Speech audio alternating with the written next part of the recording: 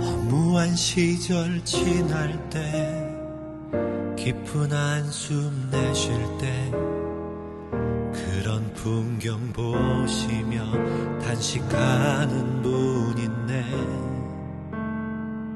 고와 같이 너희를 버려두지 않으리. 내가 너희와 영원히 함께하리라. 성령이 오셨네. 성령이 오셨네. 내 주에 보내신 성령이 오셨네. 우리 인생 가운데 친히 찾아오셔서 그 나라 꿈꾸게 하시네. 억눌린 자 갇힌 자 자유함 있는 자 피난처가 되시는 성령님 계시네. 주의 영이 계신 곳에 잠자유가 있다네.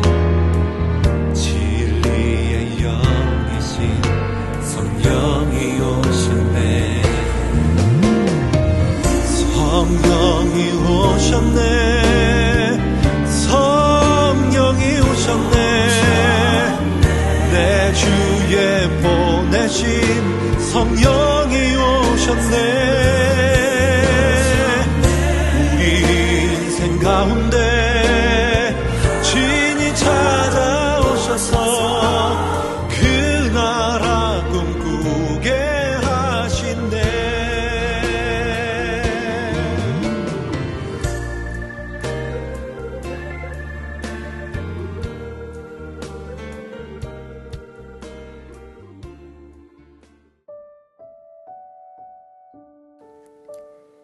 (7월 12일) 수요일 삶의 예배일기.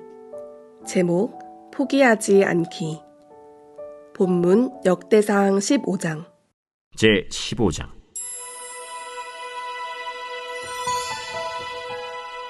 다윗이 다윗성에서 자기를 위하여 궁전을 세우고 또 하나님의 궤를 둘 곳을 마련하고 그것을 위하여 장막을 치고 다윗이 이르되 레위 사람 외에는 하나님의 궤를 맬 수 없나니 이는 여호와께서 그들을 택하사 여호와의 궤를 메고 영원히 그를 섬기게 하셨습니다.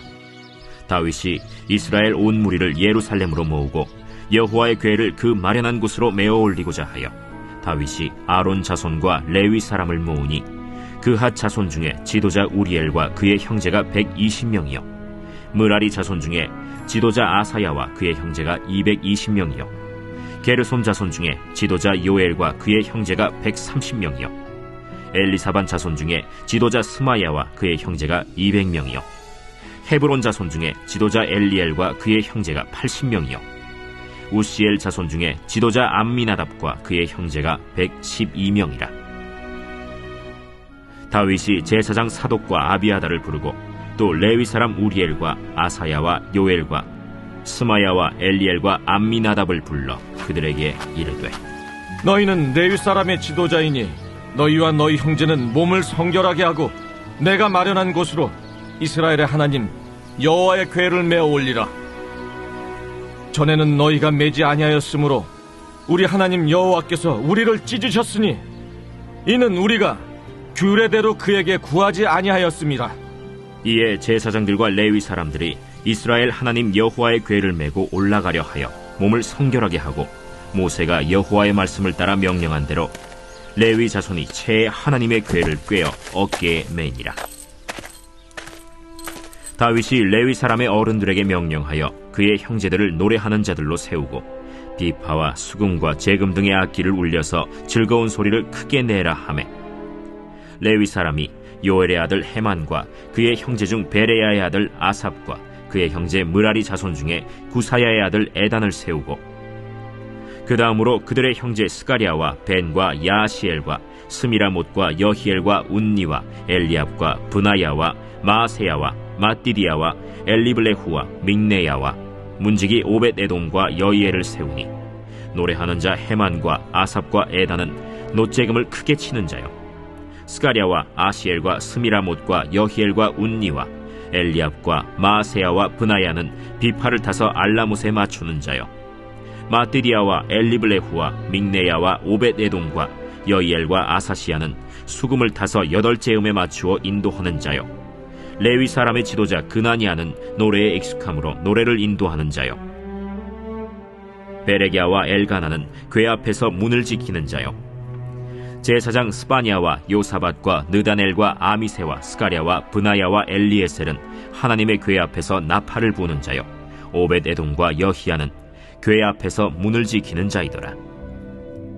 이에 다윗과 이스라엘 장로들과 천부장들이 가서 여호와의 언약궤를 즐거이 메고 오벳에돔의 집에서 올라왔는데 하나님이 여호와의 언약궤를 맨 레위 사람을 도우셨으므로 무리가 숫송아지 7마리와 순양 7마리로 제사를 드렸더라. 다윗과 및 궤를 맨 레위 사람과 노래하는 자와 그의 우두머리 그나니아와 모든 노래하는 자도 다 세마포 겉옷을 입었으며 다윗은 또 배 에봇을 입었고 이스라엘 무리는 크게 부르며 뿔나팔과 나팔을 불며 재금을 치며 비파와 수금을 힘있게 타며 여호와의 언약궤를 메어 올렸더라. 여호와의 언약궤가 다윗 성으로 들어올 때 사울의 딸 미갈이 창으로 내다보다가 다윗 왕이 춤추며 뛰노는 것을 보고 그 마음에 업신여겼더라.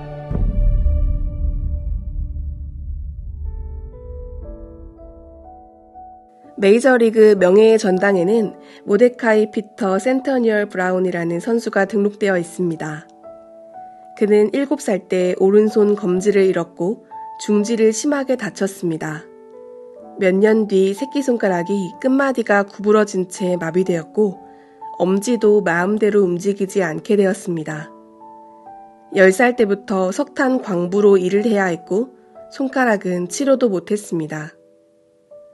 그러나 우연한 기회에 시작하게 된 야구는 그의 삶을 바꾸어 놓았습니다. 그는 포기하지 않고 매일 혹독한 훈련을 통해 어떤 타자도 치기 어려운 마구를 개발했습니다. 그의 1점대의 방어율은 메이저리그 100년 역사 동안 깨지지 않았습니다. 다윗은 자기를 위하여 궁궐을 세우고 하나님의 법궤를 위하여 장막을 짓고 하나님의 법궤 모셔오기를 재차 시도합니다. 포기할 수 없습니다. 말씀 중심의 나라를 세우는 것은 포기할 수 없습니다. 그는 제일 먼저 법궤 놓을 처소부터 준비합니다. 대성전은 아니었지만 법궤를 위한 장막을 따로 마련한 것입니다. 그리고 이번에는 레위 사람들에게 그 일을 맡겼습니다. 우사는 어느 족속인지 불분명했습니다. 그러므로 법궤를 어떻게 모셔야 하는지도 잘 몰랐던 것입니다. 다윗은 이제 하나님의 사람에게 법궤를 맡깁니다. 다윗은 하나님 말씀을 모시기 위해 구체적으로 행동하고 준비한 것입니다. 우리도 늘 하나님 말씀 중심의 삶을 살기 원한다고 말합니다. 그러나 실제로 하나님 중심의 삶을 살기 위해 어떤 일을 구체적으로 준비하고 실행하는 사람은 많지 않습니다. 힘들고 어려워도 포기하지 않고 끝까지 말씀을 따라 사는 사람도 많지 않습니다. 적용 말씀. 오늘 주신 말씀을 통해 깨달은 은혜는 무엇입니까? 적용 질문. 매일 말씀 중심의 삶을 살기 위해 어떻게 실천합니까? 금주 암송 말씀. 고린도전서 15장 58절. 내 사랑하는 형제들아, 견실하며 흔들리지 말고 항상 주의 일에 더욱 힘쓰는 자들이 되라. 이는 너희 수고가 주 안에서 헛되지 않은 줄 알미라. 고린도전서 15장 58절. 오늘도 행복한 삶의 예배자로 살아가기 위해서 다음에 말씀드리는 7가지 항목을 훈련해 보시기 바랍니다. 감사. 오늘 하나님께서 베풀어 주신 은혜에 대한 감사한 일 5가지를 기록하십시오. 기도. 하루 3번 기도하다 받은 은혜를 기록하십시오. 전도, 하루 한 사람에게 복음을 전하다 받은 은혜를 기록하십시오. 사역, 사역을 하다가 받은 은혜를 기록하십시오. 선행, 거룩하고 선한 삶을 통해 하나님의 이름을 존귀케 하다가 받은 은혜를 기록하십시오. 용서, 나에게 아픔과 손해를 끼친 자를 용서하다가 받은 은혜를 기록하십시오. 회개, 자신의 죄를 지적으로 깨닫고 정적으로 느끼고 의지적으로 결단하여 끊어버림으로 받은 은혜를 기록하십시오. 예배일기 책으로 자신의 모든 삶을 거룩하게 하여 주일 공예배와 평일 개인 삶의 예배에 거룩한 산제물로 드림으로 예배 승리, 신앙 승리, 사역 승리, 인생의 승리자가 됩시다. 개인 기도하심으로 오늘 시간을 마치겠습니다. 오시며 단식하는 분 있네. 고와 같이 너희를 버려두지 않으리. 내가 너희와 영원히 함께하리라. 성령이 오셨네. 성령이 오셨네. 내 주에 보내신 성령이 오셨네. 우리 인생 가운데 친히 찾아오셔서 그 나라 꿈꾸게 하시네. 억눌린 자 갇힌 자 자유함 있는 자 피난처가 되시는 성령님 계시네. 주의 영이 계신 곳에 참 자유가 있다네. 진리의 영이신 성령이 오셨네. 성령이 오셨네. 성령이 오셨네. 내 주에 보내신 성령이 오셨네. 가운데 친히 찾아오셔서 그 나라 꿈꾸게 하신대.